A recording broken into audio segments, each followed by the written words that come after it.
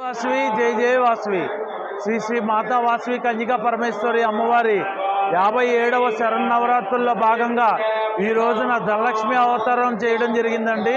కావున భక్తులందరూ కూడా విచ్చేసి అమ్మవారిని దర్శించుకుని తీర్థప్రసాదాలు స్వీకరించవలసిందిగా కోరుతున్నాము. అలాగే అమ్మవారికి ఈ రోజున సుమారుగా 3 లక్షల రూపాయలతో 3 కోట్ల రూపాయలతోటి అమ్మవారికి దర్శించడం అమ్మవారికి అలంకరించడం జరిగిందండి.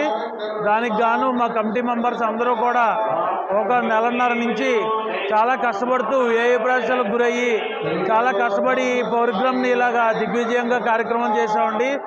ఇందాక మన ఎమ్మెల్యే గారు పులపర్తి రామాంజనేయులు గారు, అలాగే కొడుపులగూడు గోవిందబాబు గారు ఇందాకే అమ్మవారిని వచ్చి దర్శించుకున్నారు.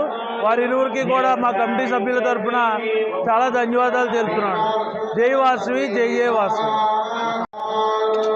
అలాగే ఈ నెల 13వ తారీఖున విజయదశమి అయిన మొన్నటి రోజే ఆదివారం అమ్మవారికి అఖండ అన్న సమారాధన జరుగుతుంది. కావున 50 మంది భక్తులు కూడా వచ్చి అమ్మవారి తీర్థప్రసాదాలు తీసుకోవాలని కోరుకుంటున్నాను.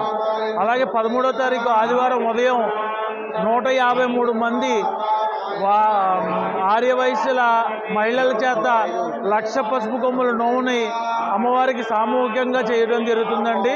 దాంట్లో కూడా అందరినీ పాల్గొవలసిందిగా కోరుకుంటున్నాం.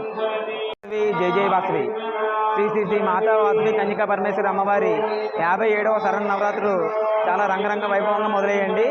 ఇందులో భాగంగా ఈరోజు 6వ రోజు ధనలక్ష్మి అలంకరణ జరగబోతుంది.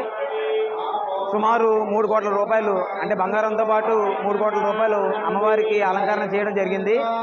అలాగే చివరి రోజు ఆదివారం 13వ తారీఖు ఉదయం 1,00,000 పసుపు కొమ్ముల నోము అలాగే అన్న సమారాధన ఉంటుందండి. అందుకని భక్తులందరూ ఇచ్చేసి తీర్థప్రసాదాలు తీసుకొని వెళ్ళవలసిందిగా కోరుచున్నాం. జై వాసవి జై జయ వాసవి.